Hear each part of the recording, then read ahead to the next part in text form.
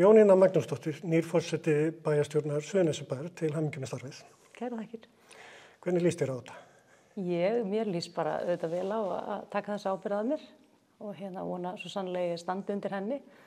En þessi fyrsti fundur var nú pínu eldskýrð í öllum sveitarstjórnarlögum og reglum. Þannig að ég vona að ég verð ekki brennimert af því og læri bara af því. Já, þú spreytir þig alveg ágætlega og kláraði þetta með glæsibragð, til hamingju með það. Takk fyrir. En hvað eru helstu breytingarnar hjá bæjarstjórninni núna framöndan? Ertu þá að meina málefnalega sér? Málefnalega. Sko það hefur nú svona sem blessunarlega verið þannig hjá okkur í bæjarstjórn Suðurnesjabæjar á þessu kjörtímabili. Við höfum nú verið ótrúlega sammála í mjög mörgum málum og ég hef nú oft sagt það síðast þegar ég var í pólitík og svona bara þegar maður fer yfir pólitíska landslæða þá það nú oft ekkert málefnin sem eru svo rosalega ólík á milli lista og þú skoða bara stefnuskrár listana þá það keimlíkar. Enda þetta allt svona málefni sem brennur á íbúum og maður að reyna að fylgja þeim eftir. Þannig að breytingar á einhverjum ákveðnum málefnum eru kannski ekki stórkostlegar. Ég veit ekki kannski eitthvað vinnubrögð og hvernig málin eru unnin. Ég þekki það náttúrulega ekki, maður sér það ekkert alveg í meirihluta algjörlega hvernig málin að vinnast. Þannig að í fráfarandi minnihluta þá kemur öðru á borðinu. En jú, ég meina klárlega einhverjar breytingar og einhver áherslu munur. Við höfum bara eftir að sjá hvernig vindur fram hjá okkur í nefndum og ráðum, hvernig það mun gerast. Þetta var maraþonfundur en hann fór nú samt fram að mestu vinsæmt. Já, og maður getur nú þakka fyrir það. Bæjarfulltrúar eru nú allir flest svona, bara góðu við hvorn annan og bendur maður góðfúslega á að maður gerir mistök og þá leiðréttir maður bara þau. Og að sjálfsögðu verður maður því. Maður vill auðvitað bara gera þetta rétt og sem best fyrir alla. Síðasti mánuður, hann hefur nú reynt talsvert á samstarfið hérna býst ég við. Já. Hefur bæjarstjórnin ekki bara verið meira og minna lömuð á meðan á þessu ástandi hefur varað? Já, ég meina, við erum búin að halda fundi í bæjarráði og afgreiða ýmis mál, þannig að hún ekki lömuð að því leytinu til.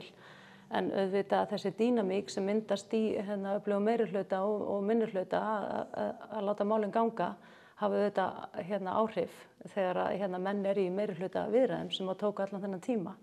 Þannig að klárlega jú, en við verðum bara að koma tvíhjól tilbaka. Vekur áhuga minn á þessari nýju skipan að minnihluti hefur engan mann í bæjarráði, ekki nema áheyrnarfulltrúa B-lista. Já, það bara þannig samkomulag sem var gert að ég meina við hefðum auðvitað ekki það og gerðum það, buðum þeim sæti en þeir vildu frekar kasta upp á. Þannig og það bara eins og það og þá það rétt á þessum áheyrnarfulltrúa. Og áheyrnarfulltrúi getur auðvitað líka alveg sagt sína skoðun öllu þó hann hafi ekki atkvæðisrétt og ég vona það verður bara þannig vinnubrögð í bæjarráði að það verður hlustað á öll sjónarmið til að ná sem bestri niðurstöðu í öllum málum. En í sambandi við stóra máli sem kannski varð þessari bæjarstjórn að falli. Já.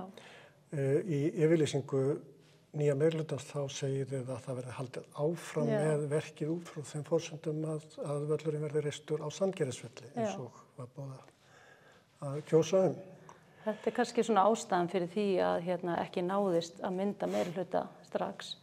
Það var þarna náttúrulega eitthvað brölt í fráfarandi meirihluta og trúnaðarbrestur og eitthvað svona.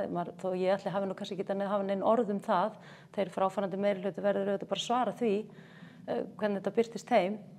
En þá bara var ekki hægt að mynda meirihluta í raun og veru neina aðra tillögu.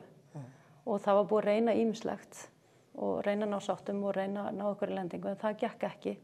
Þetta niðurstaðan og við þurfum að hafa stjórntakt sveitarfélag. Þannig að það verður allir að gefa eitthvað eftir og halda áfram.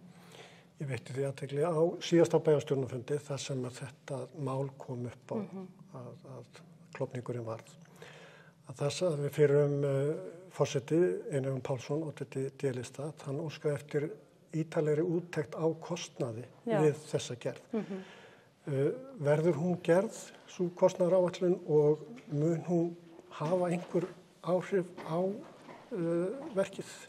Eins og staðan núna, þá gerðugrasvöllurinn að fara að rísa á aðalvelli Reynis og Reynismenn að fara að afsala sér völlurinn til Suðurnesjabæjar og allir að geta notið góðs af þessum velli og auðvitað það bara eins og með allar framkvæmdir sveitarfélaga að þær þurfa að fara í kostnaðarmat og í útboð. Þannig að ég vænti þess að það verður bara unnið á faglegan hátt eins og allar aðrar framkvæmdir í sveitarfélaginu.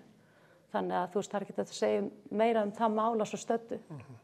Þetta er ekki meitlaði stein. Já, jú, ég meina við leggjum náttúrulega upp með það, við búumst ekkit endilega við því að verki fara eitthvað fram á áætlun. Það verður skrítið að búast við því og að ætla sér það. En hvað er fyrsta mál á dagskrá hjá nýkjörnum forseta bæjarstjórnar? Fyrsta mál á dagskrá núna? Já. Nú er bæjarstjórn í sumarfríi, þannig að forseti er lítið að gera varðandi að vera að stýra fundum. Þannig að ég er að fara í sumarfrí. Það hefur verið fyrsta mál á dagskrá sem er skrítið, en það er nú samt þannig. En auðvitað erum við að vinna að því hvernig við sjáum þetta fyrir okkur í haust og undirbúa málefni og verkefni. Svona óformlega á baku tjöldin. Það er auðvitað þannig. Maður er auðvitað alltaf með höfuðið alveg á fleygiferð í þessu. Þannig að það stoppar ekkert. Þetta er 7 daga vikunar allan sólarhringinn. Já, auðvitað mismikið, en ef maður hefur áhuga á þessu og vill gera vel, þá auðvitað getur þetta tekið tíma. Já, ég hlakka til að fylgjast með framvindu mála hérna í Suðurnesjabæ og bara enn og aftur til hamingju með nýja djópið. Kærar þakkir.